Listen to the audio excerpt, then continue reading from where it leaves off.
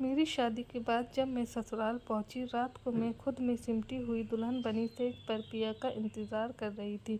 अचानक दरवाज़ा खुला तो मेरी धड़कनें और बढ़ गईं। मगर ये क्या, राजीव अंदर आया, दूल्हे के भारी भरकम कपड़े बदल नाइट सूट पहनकर बोला, आप भी थक गई होंगी, प्लीज़ कपड़े बदल कर सो जाएं।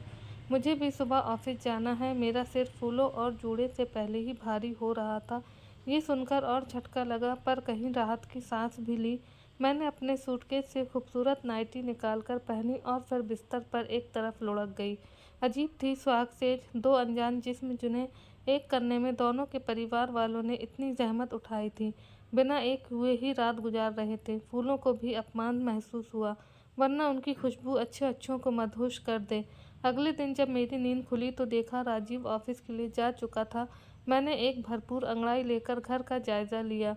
2 कमरों का फ्लैट बालकनी समेत राजीव को ऑफिस की तरफ से मिला था। राजीव एक प्राइवेट कंपनी में काम करता है, मैं भी एक प्राइवेट कंपनी में काम करती हूँ। हम दोनों के पिता आपस में दोस्त थे और उनका ये फैसला था कि राजीव और मैं एक दूसरे के लिए परफेक्ट मैच रहेंगे। मुझको पिता के फैसले पर कोई आपत्ति नहीं थी, पर राजीव ने पिता के दबाव में आकर विवाह का बंधन स्वीकार किया था। मैंने ऑफिस से 1 हफ्ते की छुट्टी ली थी। सबसे पहले किचन में जाकर चाय बनाई, फिर चाय की चुस्कियों के साथ घर को संवारने का प्लान बनाया और चाय पीने के बाद मैं घर को संवारने में लग गई। शाम को राजीव के लौटने पर घर का कोना कोना दमक रहा था। जैसे ही राजीव ने घर में कदम रखा, करीने से सजे घर को देखकर उसे लगा, क्या ये वही घर है जो रोज अस्त व्यस्त होता था। खाने की खुशबू भी उसकी भूख को बढ़ा रही थी। मैं चहकते हुए बोली, आपका दिन कैसा रहा? ठीक, एक संक्षिप्त सा उत्तर देकर राजू डाइनिंग टेबल पर पहुंचा। जल्दी से खाना खाया और सीधा बिस्तर पर। औरत ज़्यादा नहीं, पर 2 बोल तो तारीफ की चाहती है, पर मुझको भी वह नहीं मिले। 5 दिन तक यही दिनचर्या चलती रही। राजीव ऑफिस से आते, खाना खाने के बाद सो जाते, मुझसे बात भी नहीं करते। छठे दिन मैंने सोने से पहले राजीव का रास्ता रोक लिया। अब प्लीज़ 5 मिनट बात करेंगे, मुझे सोना है, राजीव ने चिरपरिचित अंदाज में कहा। प्लीज़, कल से मुझे भी ऑफिस जाना है, आज तो 5 मिनट निकाल लीजिए। बोलो, क्या कहना चाहती हो? राजीव अनमना सा बोला। आप मुझसे नाराज़ हैं या शादी से? क्या मतलब? आप जानते हैं मैं क्या जानना चाहती हूँ। प्लीज़ डैडी से बात करो, जिनका फैसला था। पर शादी तो आपने की है। मुझको भी गुस्सा आ गया। जानता हूँ, और कुछ? राजीव चिढ़ कर बोला। मैं समझ गई कि अब सुलझने की जगह बात बिगड़ने वाली है। मैं बोली, क्या ये शादी आपकी मर्जी से नहीं हुई है? नहीं। और कुछ? अच्छा ठीक है, पर एक विनती है आपसे। क्या? क्या हम कुछ दिन दोस्तों की तरह रह सकते हैं? मतलब? राजीव को आश्चर्य हुआ। मैंने कहा कि 1 महीने बाद मेरा इंटरव्यू है और हो सकता है फिर मैं आगे की पढ़ाई के लिए अमेरिका चली जाऊंगी, 3 सालों के लिए। उस दौरान आपको जो उचित लगे वह फैसला ले लीजिएगा। यकीन मानिए, आपको परेशानी नहीं होगी। राजीव को इसमें कोई आपत्ति नहीं लगी। फिर हम दोनों साथ साथ नाश्ता करने लगे, शाम को घूमने भी जाने लगे, होटल, रेस्टोरेंट, यहाँ तक कि सिनेमा भी। मैं कॉलेज गर्ल की तरह ही कपड़े पहनती थी, ना कि नई नवेली दुल्हन की तरह।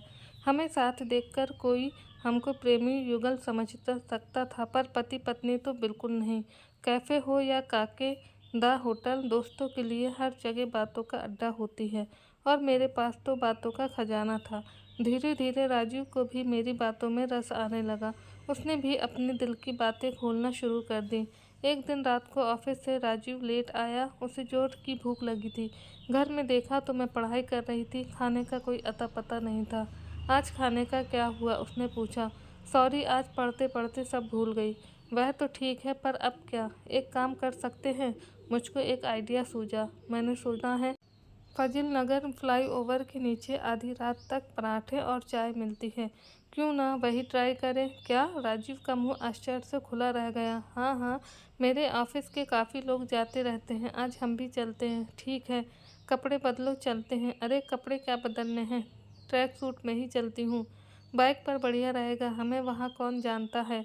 वहाँ पर पराठे चाय का राजीव के लिए भी बिल्कुल अलग अनुभव था। ऐसे ही धीरे धीरे हम एक दूसरे से घुलने मिलने लगे।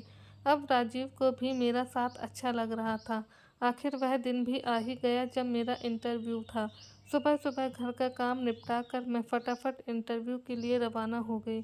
वहाँ मेरे और भी साथी पहले से मौजूद थे। नियत समय पर इंटरव्यू हुआ। मेरे जवाबों ने अधिकारियों को भी खुश कर दिया। उन्होंने कहा, जाइए अपने दोस्तों को भी बताइए कि आप सब पास हो गए हैं। मैं दौड़ते हुए बाहर आई और फिल्मी अंदाज में टाई उतार कर बोली, दोस्तों हम सब पास हो गए हैं। फिर क्या था, बस जश्न का माहौल बन गया। खुशी खुशी सब बाहर आए। मैं सोच रही थी कि बस लूँ या ऑटो, तभी मेरा ध्यान गया कि पेड़ के नीचे राजीव मेरा इंतज़ार कर रहा है। मुझको अपने दायरे का एहसास हुआ तो पीछे हटकर मैं बोली, आप आज ऑफिस नहीं गए? बधाई हो आशा, तुम्हारी मेहनत सफल हो गई। चलो घर चलते हैं, मैं तुम्हें लेने आया हूँ। राजीव ने मुस्कुराते हुए बाइक स्टार्ट की। मैं चुपचाप पीछे बैठ गई। घर पहुंचकर खाना खाकर थोड़ी देर के लिए हम दोनों सो गए। शाम को मैं हड़बड़ा कर उठी और फिर किचन में जाने लगी तो राजीव ने रोक लिया।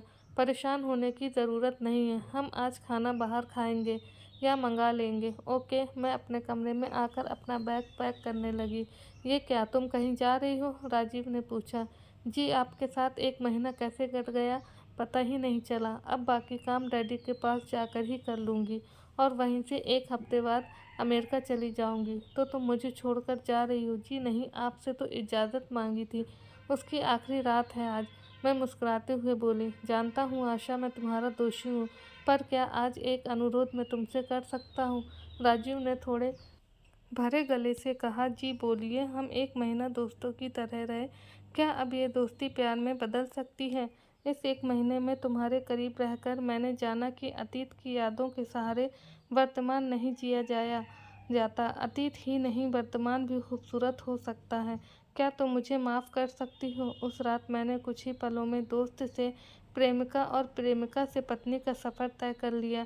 धीरे धीरे राजीव के आगोश में समाकर राजीव ने मुझे अपने भाव में ले लिया। मेरे आंखों से आंसू